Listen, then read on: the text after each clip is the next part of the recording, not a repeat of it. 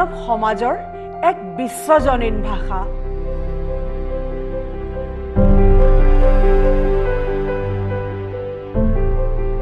পৃথিৱীত এনে কোনো মানুহ হয়তো নোলাব যাৰ সংগীতৰ প্ৰতি অনুৰাগ নাই। সকলোৱে সংগীতৰ প্ৰতি আসক্ত হয়। মানৱ জীৱনৰ প্ৰতিটো ক্ষণত সংগীতৰ প্ৰভাৱ মন কৰিবলগীয়া। ৰাতিপুৱা চৰাই মাতত, সাৰ পাই নিশা জিলিৰ মাতত, টোপনি যোৱালৈকে সকলো শব্দত যেন সংগীত বিৰাজমান। আজি বিশ্ব সংগীত দিৱস।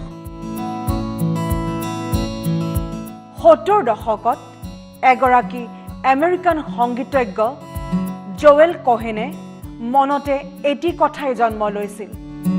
তেখেতে চিন্তা কৰিছিল যে সংগীতৰ বাবে এটি দিন উৎসৰ্গিত হওক। সেই সময়ত তেওঁ ফ্ৰান্সৰ এটি ৰেডিঅ' ষ্টেচনত কৰ্মৰত আছিল।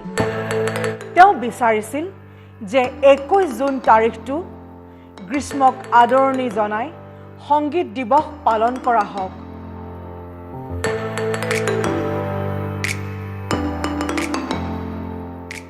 তেওঁৰ এই চিন্তাই পূৰ্ণ ৰূপ পাইছিল ১৯৮২ চনত।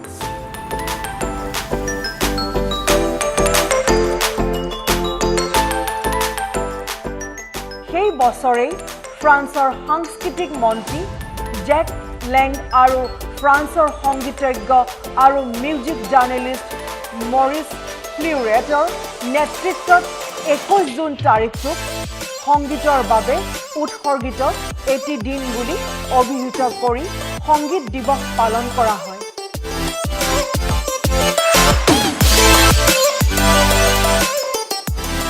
ক্ৰমান্বয়ে ফ্ৰান্সৰ বাহিৰেও অন্য দেশতো ২১ জুন তাৰিখটো বিশ্ব সংগীত দিৱস হিচাপে পালন কৰা হয়।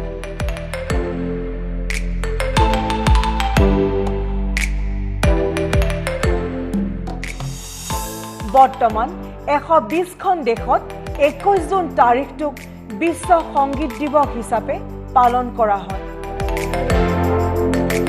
প্ৰতি বছৰে এটা মূল বিষয়বস্তু লৈ এই দিৱস উদযাপন কৰা হৈছে। এই বছৰৰ সংগীত দিৱসৰ মূল বিষয়বস্তু হ'ল মিউজিক এট দ্য ইণ্টাৰেকশ্যন। সংগীত দিৱসৰ প্ৰধান উদ্দেশ্য আছিল উদীয়মান শিল্পীসকলক ভাল সংগীত বনোৱাৰ বাবে উৎসাহিত কৰা, যাতে সংগীত হৈ পৰক মানৱ সভ্যতাৰ উন্নতিৰ এটা অংশ।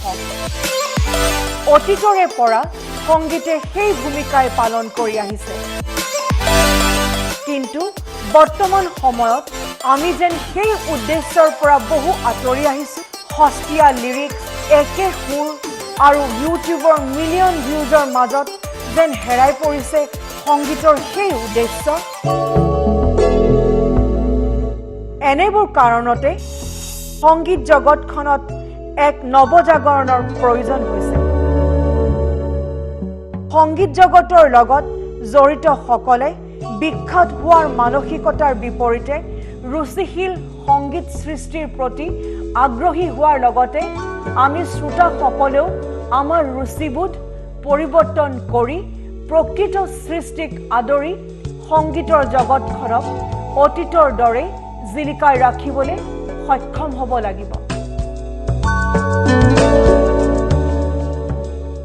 তাৰে কামনাৰে সকলোকে আজি সংগীত দিৱসৰ দিনা আন্তৰিক শুভেচ্ছা জ্ঞাপন কৰিলোঁ।